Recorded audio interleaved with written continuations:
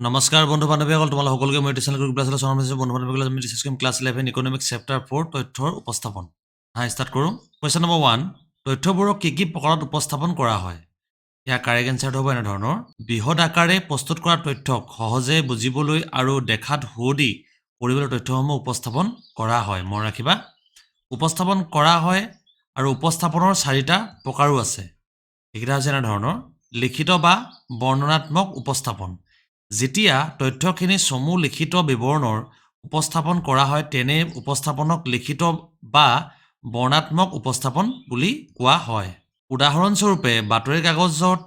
প্ৰকাশ পোৱা সংবাদ কোনো সংস্থাৰ প্ৰচাৰ ইত্যাদি তথ্য আকাৰ বৃহৎ হ'লে এই প্ৰকাৰ উপস্থাপন অনুপযোগী নেক্সট পইণ্টটো হৈছে চিত্ৰৰ সহায়ত উপস্থাপন তথ্যৰ প্ৰধান বৈশিষ্ট্যসমূহ মানুহৰ চকুত পৰাকৈ উপস্থাপন কৰিবলৈ এই উপায় গ্ৰহণ কৰা হয় চিত্ৰৰ তুলনামূলক আলোচনা কৰাৰ ক্ষেত্ৰতো ই সহায় কৰে মন ৰাখিবা চিত্ৰ মানে যিকোনো এটা পিকচাৰ আৰু 4 নম্বৰ পইণ্ট হৈছে এনে ধৰণৰ লেখকৰ সহায়ত উপস্থাপন কালৰ সময়ত হুতৰ চলকে কৰা গতি ট্ৰেণ্ড বা পৰ্যাবৃত্তি পিৰিয়ডাইচিটি আদি বুজ লোৱাৰ ৰেখা লেখে সহায় কৰে লেখ কাগজত কাল আৰু চলকৰ মান বহুৱাই হিচৰিত সংমিলিত বিন্দুবোৰৰ মাজেদি যোৱা ৰেখাডালকে গাণিতিক লেখ বোলে মন ৰাখিবা সেইডালক কি বুলি কোৱা হয় তেলে গাণিতিক লেখ নেক্সট কুৱেশ্যন নম্বৰ 2 তালিকাকৰণৰ উদ্দেশ্য আৰু সুবিধাসমূহ কি ইয়াৰ কাৰেক্ট এনসাৰটো এনে ধৰণৰ তালিকাকৰণৰ উদ্দেশ্য আৰু সুবিধাসমূহ হ'ল এনে ধৰণৰ এক নম্বৰ পইণ্টত লিখিব লাগিব তথ্যৰ সবলীকৰণ তালিকাত অন্তৰ্ভুক্ত তথ্যসমূহ সহজতে বোধগম্য আৰু ব্যাখ্যাত্মক হয় তালিকাত আমি যিবোৰ লিখিম সেইবোৰ সহজতে বোধগম্য আৰু ব্যাখ্যাত্মক হ'ব লাগিব তাৰ ওপৰত তোমাৰ ব্যাখ্যা দিব লাগিব আৰু 2 নম্বৰ পইণ্ট হৈছে এনেকুৱা শৃংখলাৰ প্ৰদৰ্শন তালিকাকৰণৰ তথ্যৰ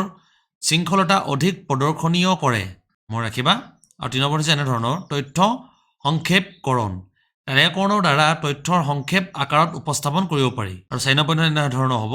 তথ্যৰ তুলনা সাধন তালিকাত তথাত তুলনামূলক প্ৰতিচ্ছবি দাঙি ধৰাই হয় 5 নম্বৰ পইণ্ট এনে ধৰণৰ সময় আৰু ঠাই সংকোচ বৰ্ণনাত্মক উপস্থাপন তুলনাৰ তালিকাকৰণৰ তথ্যই সময় বচাই আৰু বিৱৰণৰ ঠাইত সংকোচ কৰে মন ৰাখিবা ইউ ইম্পৰ্টেণ্ট এক্সামৰ কাৰণে নেক্সট পইণ্ট কুৱেশ্যন নম্বৰ 3 চিত্ৰৰ সহায়ত তথ্য উপস্থাপনৰ উপকাৰিতা আৰু গুৰুত্ব কি ইয়াৰ ক্ষেত্ৰত আমি গোটেইকেইটা পইণ্টেই লিখিব লাগিব এক্সামত উত্তৰটো এনে ধৰণৰ চিত্ৰৰ দ্বাৰা উপস্থাপন কৰা তথ্যৰ উপকাৰিতা আৰু গুৰুত্ব হ'ল 1 নম্বৰ চিত্ৰই জটিল তথ্যক সহজ বুজাত সহায় কৰে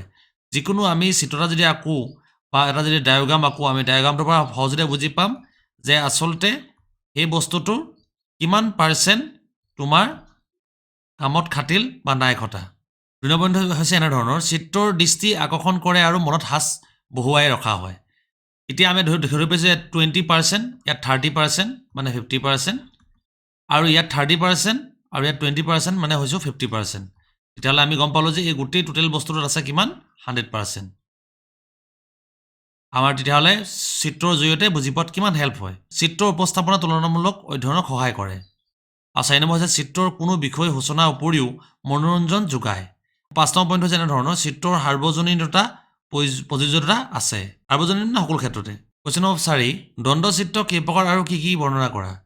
দ্বন্দ্বচিত্ৰ মূলতঃ 3 প্ৰকাৰ এক হৈছে সৰল দ্বন্দ্বচিত্ৰ 2 নম্বৰ হৈছে বহু দ্বন্দ্বচিত্ৰ আৰু 3 নম্বৰ হৈছে খণ্ড ছন্দচিত্ৰ সৰল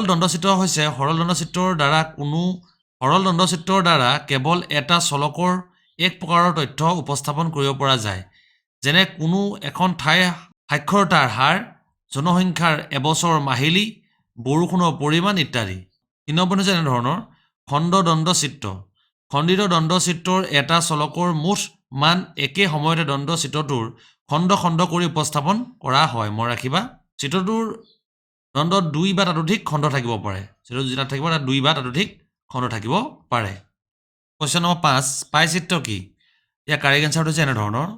উপাদানবোৰ সংযোগী দ্বন্দ্বচিত্ৰই লেখীয়াকৈ নেদেখুৱাকৈ কৌশল চিত্ৰৰ জাবা উপস্থাপন কৰিলে তাক কৌশিক বা পাই চিত্ৰ বোলে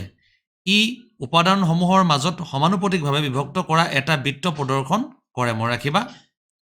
এইটো এক্সামত প্ৰায় আহে এই গতিকে প্ৰতিটো পইণ্টে ইম্পৰ্টেণ্ট ভিডিঅ'টো প্ৰথম ভাগলৈকে চাই যাবা কুৱেশ্যন নম্বৰ 6 চিত্ৰৰ দ্বাৰা উপস্থাপনতাৰ কি অসুবিধা থাকিব পাৰে আলোচনা কৰা কাৰেক্ট এনসাৰটো হৈছে এনে ধৰণৰ চিত্ৰৰ দ্বাৰা উপস্থাপনৰ অসুবিধা হ'ল 1 নম্বৰ চিত্ৰই সীমিত তথ্য প্ৰদৰ্শন কৰে আৰু তথ্যসমূহৰ মাজত কম পাৰ্থক্য থাকিলেও চিত্ৰই পাৰ্থক্যতা ফুটাই তুলিব নোৱাৰে।